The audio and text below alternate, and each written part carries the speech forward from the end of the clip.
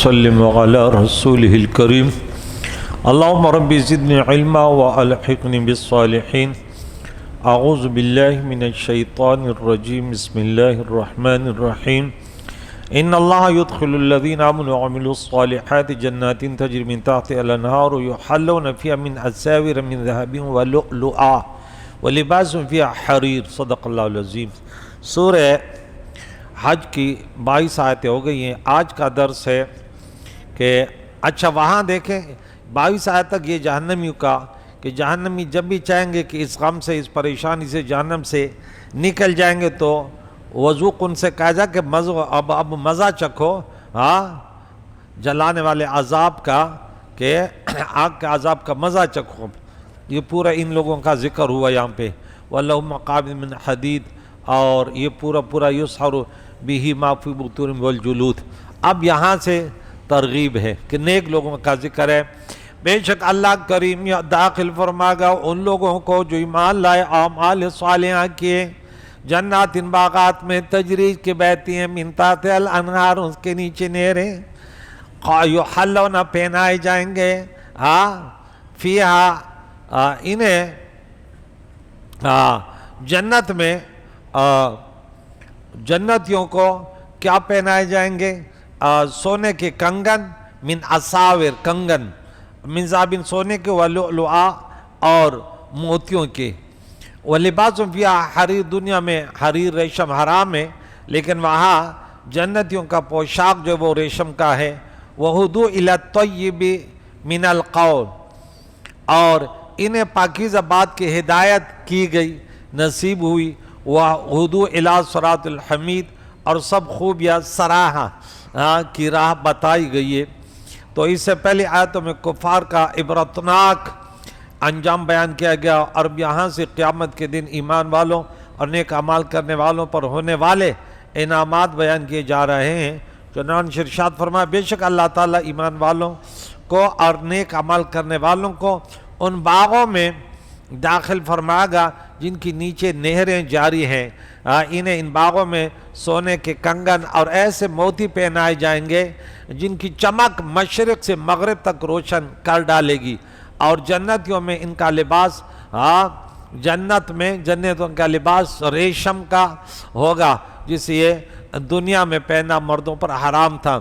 تو اس آیت مبارکہ میں حدیث مبارکہ کی تشریح ہو جائے کہ حضرت حکیم بن معاویہ رضی اللہ تعالیٰ سے روایت ہے، تاجدار رسالت صلی اللہ تعالیٰ علیہ وسلم نے ارشاد فرمایا جنت میں پانی کا دریا، شہد کا دریا، دودھ کا دریا اور شراب کا دریا، جو سورہ محمد سورہ نمبر 47 نمبر 15 میں ذکر ہے، فیہا انہار من ماء وانہار من لبن وانہار من خمر وانہار من عسل مصفی۔ اچھا دوسری حدیث ہے ابو ہریرہ رضی اللہ عنہ سے روایت ہے، پیارے قائد و جان علیہ السلام نے ارشاد فرمایا مومن کے اعضاء میں وہاں تک زیور پہنایا جائے گا جہاں تک وضو کا پانی، یہ دیکھیں، لیکن یہاں دنیا میں مردوں کے لیے نہیں ہے اور آخرت میں ہے۔ تیسری حدیث ابو سعید الخدری رضی اللہ عنہ سے روایت ہے، رسول اللہ صلی اللہ علیہ وسلم نے ارشاد فرمایا جنتیوں کے سر پر تاج ہوں گے اور ان تاجوں کا ادنا موتی مشرق سے مغرب تک روشن کر دے گا۔ اللہ اکبر۔ حدیث میں ریشم پہننے والے مرد کے لیے دنیا میں سخت وعید بیان ہوئی ہے۔ ان میں سے ایک حضرت علی مرتضیٰ کرم اللہ وجہ الکریم فرماتے ہیں پیارے آقا دو جہان نے اپنے دائیں ہاتھ میں ریشم اور بائیں ہاتھ میں سونا لے کر ارشاد فرمایا بے شک یہ دونوں میری امت کے مردوں پر حرام ہیں، اس سے بچے۔ کتنے مرد جو ہے نا کنگن، میں اب دیکھتا ہوں یہاں بالی ڈالی ہوئی، ارے بھائی تو مرد ہے پتہ نہیں، وہ تیسری مخلوق بنی ہوئی ہے۔ اللہ کی پناہ ہے، مشکل کشا خنسا مشکل بنا ہوا ہے، اللہ کی پناہ۔ بھئی تو مرد ہے تو تمہیں کیا وہ ہے، یہ اچھا تو نہیں لگتا مرد، پتہ نہیں کیا ہے، یہ دوسروں کے رنگوں میں رنگ ہے نا، غیروں کے رنگوں میں رنگ ہے، ورنہ نبی سے محبت ہوتی تو پھر ایسے نہ کرتے نا۔ اور انس بن مالک رضی اللہ عنہ سے روایت ہے پیارے آقا دو جان نے ارشاد فرمایا جس نے دنیا میں ریشم پہنا وہ آخرت میں ریشم نہیں پہنے گا۔ عبداللہ ابن عمر رضی اللہ تعالیٰ عنہ سے روایت ہے رسول اللہ صلی اللہ علیہ وسلم نے ارشاد فرمایا ریشم وہ پہنے گا جس کے لیے آخرت میں کوئی حصہ نہیں ہے، یعنی وہ जहन्नमी हैं। अल्लाह समझने की तौफीक अता फरमाए। अब्दुल्लाह इब्न ज़ुबैर रज़ियल्लाहु तआला अन्हु वहाँ फरमाते हैं कि जो दुनिया में रेशम पहनेगा वो जन्नत में नहीं पहनेगा।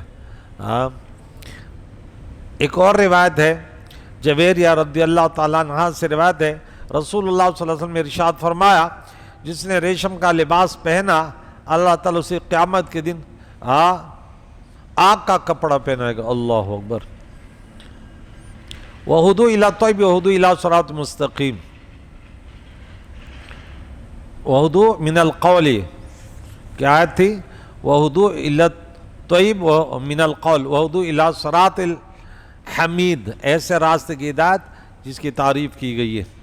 तो इसका क्या माना है? इस आयत में पाकीज़ा बात से कलमे तौहीद मुराद है जिसको अल्लाह ने तौफीक दी, और बाद मुफस्सिरीन की नज़दीक इससे कुरान मजीद कि अल्लाह ने है कुरान पाक पढ़ने और समझने की तौफीक अता फरमाई। सिरात हमीद से मुराद अल्लाह ताला का दीन है, दीन इस्लाम। इन्नल्लज़ीना कफ़रू, बेशक वो लोग जिन्होंने कुफर किया, वयसुद्दूना अन सबीलिल्लाह, और उन्होंने रोका अल्लाह के रास्ते से लोगों को, नहीं मुनकर होता है ना, उसने नहीं अनिल मारूफ किया, जैसे कल हमने 67 नंबर आदमी मुनाफिकीन के मुतालिक पढ़ा।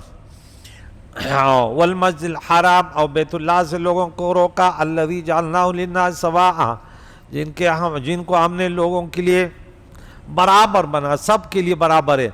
अल्लाह आकिफ़ी वल बात, वहाँ रहने वाला हो या बाहर से आने वाले हो, दोनों के बराबर हक़ है मस्जिद हराम में। वमन युरिद फ़ीही बिज़ुल्मिन बिइल्हादिन बिज़ुल्मिन नुज़िक़हु मिन अज़ाब मिन अलीम, और जो इस मस्जिद हराम में किसी ज़्यादती का नाहक इरादा करे हम उसे दर्दनाक अजाब चखाएंगे। तो शान नुज़ूल ये आयत सुफियान बिन हर्ब वगैरह के बारे में नाजिल हुई, जिन्होंने प्यारे अक़ायद व जान अलैहिस्सलाम को मक्का मुकर्रमा में दाखिल होने से रोका था।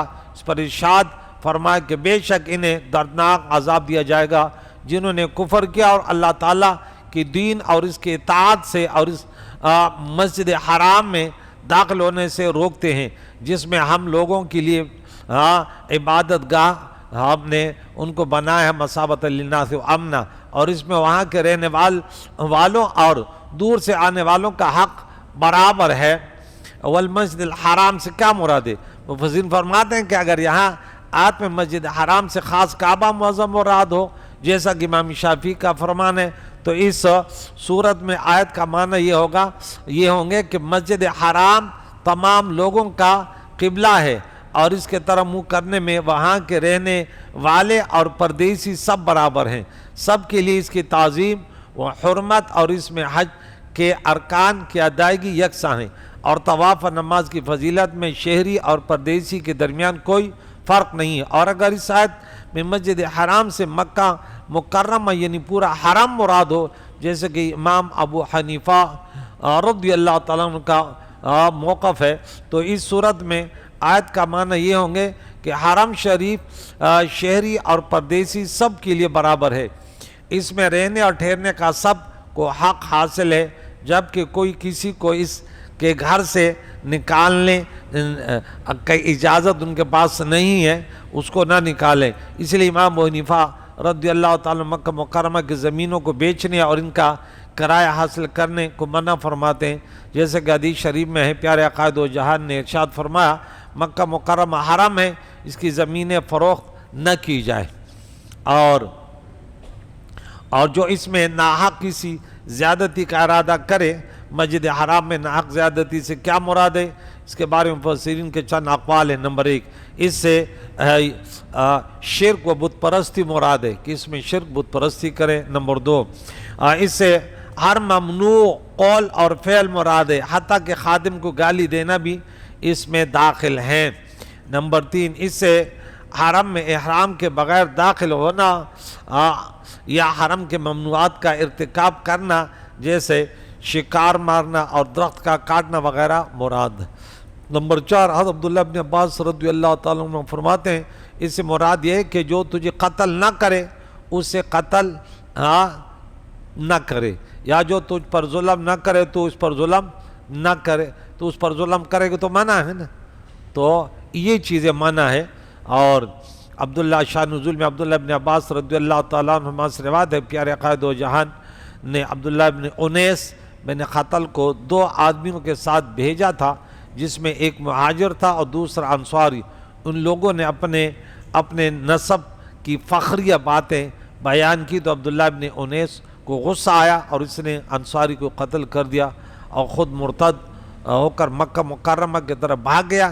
اس پر یہ آیت نازل ہوئی کہ جو بھی اس قسم کا وہ کرے گا ہم اس کو دردناک عذاب چکھائیں گے، جو حرم شریف میں یہ چیزیں کریں گے۔ اللہ کریم سے دعا ہے ہمیں پورے اس کرۂ ارض پر کہیں بھی اللہ تعالیٰ ہمیں کسی پر ظلم کرنے سے بچائے یا ہم خود مظلوم بنے۔ اللہ تعالیٰ امن میں ہم سب کو جینا نصیب فرمائیں۔ کل انشاءاللہ ابراہیم علیہ السلام کے متعلق بات ہوگی انشاءاللہ، کہ جب ابراہیم علیہ السلام کو اللہ نے یہاں پہ آباد کیا، ان کے اولاد کو اللہ تعالیٰ ماہ رمضان میں ڈھیروں قرآن پاک کی تلاوت ہے، اس کو سمجھنے کے لیے جو خلاصہ بیان کیے جاتے تراویح میں اس کو سننے، اور خود بھی کوئی تفسیریں اٹھا کے جو پڑھے لکھے لوگ ہیں خاص کر علماء کو اس ماہ رمضان میں دوسروں تک اس پیغام کو پہنچانے میں اخلاص کی دولت نصیب فرمائے۔ یا اللہ ہمارے بیماروں کو شفا دے، بے روزگاروں کو رزق حلال، نیکوکاروں کو آخری سانسوں تک نیکی کرنے کی توفیق عطا فرمائے، گناہگاروں کو یا اللہ تعالیٰ توبۃ نصوح کی توفیق عطا فرما، ہم سب کے مرحومینوں کی مغفرت، زندوں کو دین اسلام پر جینے اس پر موت نصیب فرما یا رب۔ وصلی اللہ تعالیٰ